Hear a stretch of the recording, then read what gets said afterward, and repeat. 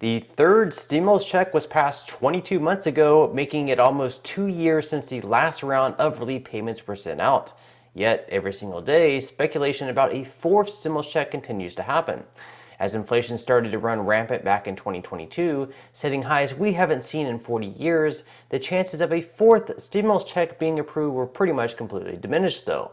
However, the probabilities of a fourth stimulus check are really going to be heating up this year in 2023. In this video, I'm going to be going over why the chances of a fourth payment being approved this year are higher than ever. Now, before I dive into today's video, if you wouldn't mind helping me out real quickly by just hitting that like button, that just signals to YouTube that this video could be helpful to other people like you. Okay, so straight from the Motley Fool, our stimulus checks back on the table in the 118th Congress. So stimulus checks originally enjoyed bipartisan support. Both Democrats and Republicans voted together to provide the initial direct payments during the heart of the pandemic. So that was back in 2020, whenever Donald Trump was president. But as time went on, this consensus eroded, and when President Biden signed the American Rescue Plan Act into law shortly after taking office, the legislation had been passed with the support of Democrats alone. So at that point, only Democrats were signing on to these additional stimulus checks. Of course, it included other pieces of legislation as well, such as the unemployment, the additional unemployment, the $300 extra people were receiving on unemployment that a lot of Republicans were against. At the time, Democrats were in control of the White House, but they also had a small majority in the House of Representatives and the U.S. Senate. With the Democrats losing this unified control of Congress after Republicans took the majority in the House when new members were sworn in on January 3rd, the chances of a stimulus check dimmed.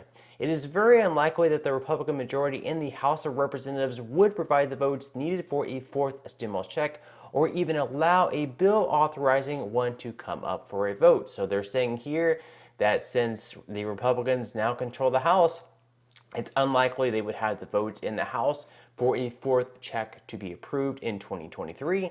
However, according to Ssdi here, things could potentially take a turn for the worse. So we're going to read into this here real quickly.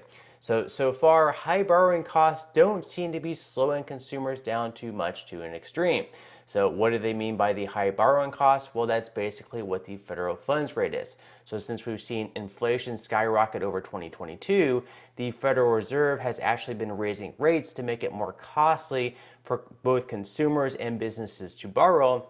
So lately, if you've been getting those credit card bills, you've probably been noticing that your interest rates have been getting higher. If you've been car shopping lately, you probably noticed that the loans that you've been offered have higher interest rates. If you've been looking for houses, of course, those rates have been going up as well.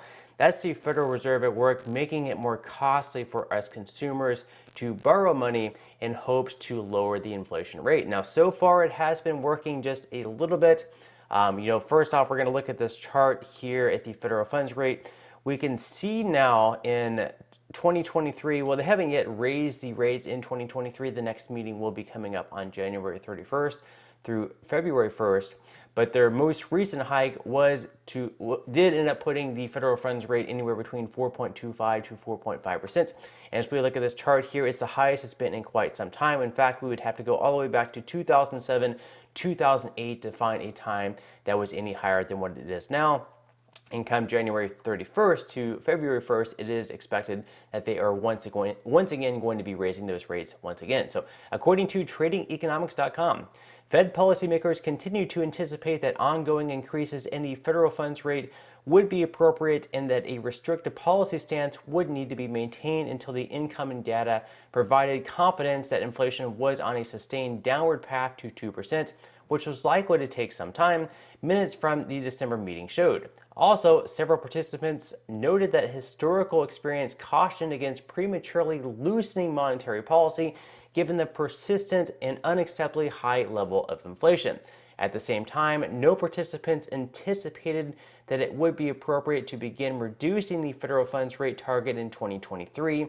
The Federal Reserve raised the Fed funds rate by 50 basis points to 4.25 to 4.5% during its last monetary policy meeting in 2022, pushing borrowing costs to the highest level since 2007 and in line with market expectations. It was the seventh consecutive rate hike following our fourth straight three-quarter point increases. So right now they're saying here And it's unlikely this year that they're going to begin lowering the federal funds rate, meaning that interest rates are going to remain high, and they actually anticipate, tightening this, raising it even higher, so it could be even higher, reaching anywhere, maybe as high as 5%. So it should be interesting here. Now, according to CNBC, they say here that Fed officials see higher rates for some time ahead. So that kind of reflects what we just read there. It says the Federal Reserve officials are committed to fighting inflation and expect higher interest rates to remain in place until more progress is made, according to minutes released Wednesday from the central bank's December meeting. Now, again, we had the next meeting coming up in just a few weeks on January 31st through February 1st. So it should be interesting to see how high they decide to raise the interest rates, if they're going to do another 50 basis point rate hike, or perhaps maybe they're going to lower that down to 25 basis points. Now, also according to the same article, it says Minneapolis Fed President Neil Kashkari said Wednesday in a post for the district's website that he sees the Fed funds rate rising to 5.4% and possibly higher if inflation does not trend down. Now, on Thursday of this week, we're actually going to get the next reading for inflation, so it should be interesting to see what that comes in at. The last one that we saw for November 30th would have been 7.11%. That was the reading that was released back in December. So we're going to have to see if we can get that below 7%, somewhere in the 6 range, and hopefully, eventually, we can get that down to 2%. We'll just have to wait and see. Now, back to this article on NASDAQ. But some experts think a big reason we haven't seen a notable decline in spending is that Americans still have leftover stimulus funds to spend from 2020 to in 2021. Once that money runs out, spending could drop to a large degree. So they're making the argument that all these stimulus funds from 2020 and 2021, these funds from 2 to 3 years ago, they think that Americans still have this money in their bank account. Now, I beg to differ here, because these checks, they were only for, a not that large amount of money. We had a $1,200 one, we had a $600 one, and we had a $1,400 one. I mean, this is a decent amount of money, but not enough money to really get you by for, let's say, 2 to 3 years. So I kind of beg to differ here. I think that these stimulus checks would have run out by now.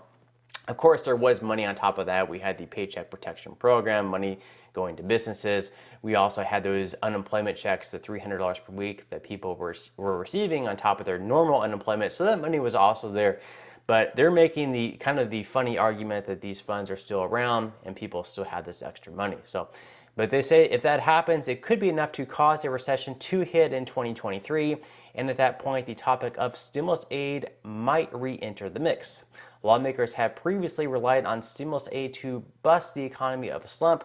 And so if things get really bad for the economy in 2023, Americans could see another round of stimulus checks land in their bank accounts. So they're making the argument here that if we do end up in a recession, there is a very good chance for stimulus checks to be approved. I would agree there, historically speaking, whenever we do end up in a pretty bad recession, which a lot of people are agreeing here that in 2023, at some point this year, whether it's the middle part of the year or at the latter parts of this year, we're going to end up in a recession. If it's bad enough, the government may have to do something where they have to start sending out money to people to get the economy back running smoothly again. So we'll have to see what they end up doing with that. But they go on to say that lawmakers might be stingy. Although a 2023 recession could lead to a round of stimulus funding, the last batch of stimulus aid given out was met with a lot of criticism. In fact, many experts believe that it was lawmakers' generous stimulus policies in 2020 and 2021 that led to such rampant inflation in the first place. So they're saying here that, perhaps because we were so generous during the last rounds, giving out 3 rounds of stimulus checks, and of course all the extra money that we spent trillions of dollars, not just on stimulus checks, but on other things as well. So maybe they should be stingy with the other things. Maybe they shouldn't be giving out billions of dollars to businesses that don't really need that money, and instead just be focusing on helping the American people.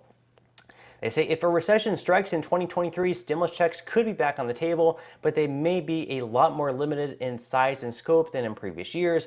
And so all told, stimulus aid is not something the typical consumer should rely on in the near term, even if economic conditions decline. So they're saying here that they could be lower. Maybe they're not going to be $1,400. Maybe they'll just be $600. But it is a good possibility that stimulus aid could be approved. Now, I don't think the stimulus check should be lower in size, perhaps we shouldn't just have like the unemployment aid and maybe all the money going to businesses that don't really need this money. These are huge businesses with millions and billions of dollars, and we're giving them money to, who knows what. It's ridiculous. A lot of these businesses has had this money completely forgiven. They were given millions of dollars, and they didn't have to pay even a single cent of it back. So in my opinion, it's completely ridiculous that they were given that much money, and yet people complain that the American people got a check of $1,400 saying it was too much. And yet no one's talking about the businesses that received millions of dollars who really didn't need that much money, and they didn't have to pay a single cent of that back. But back to the Motley Fool article. They say all hope isn't lost though.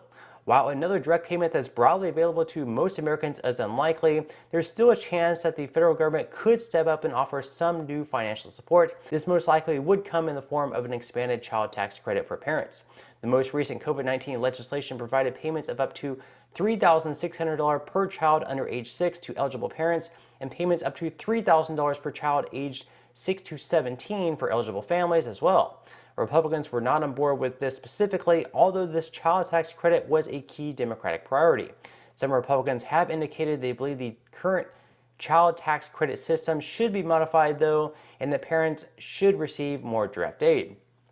Since this may be one of the few areas there is an overlap of goals on the left and right, there remains a chance that parents at least will see some extra help from Uncle Sam now that the 118th Congress has kicked off. So the Motley Fool is arguing that even though perhaps there may not be a stimulus check approved in 2023, maybe if there's not a bad recession, there is something where there is an overlap in the Venn diagram, as Kamala Harris loves so much, is that Republicans and Democrats both are on board with the expanded child tax credit. Where they differ, though, is that Democrats believe there should not be a work requirement where people should not have to work at all to receive the full amount, the $300 per month, whereas Republicans do believe that people should have to work, they should have to pay into the tax system in order to receive this tax credit.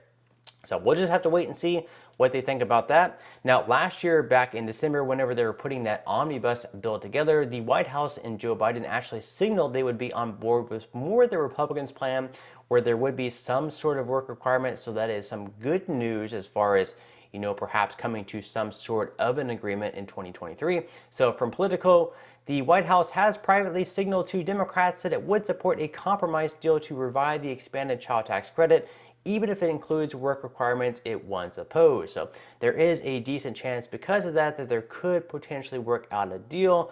Again, this is something that Democrats and Republicans will have to work together on. In the Senate, we have 51 Democrats and 49 Republicans.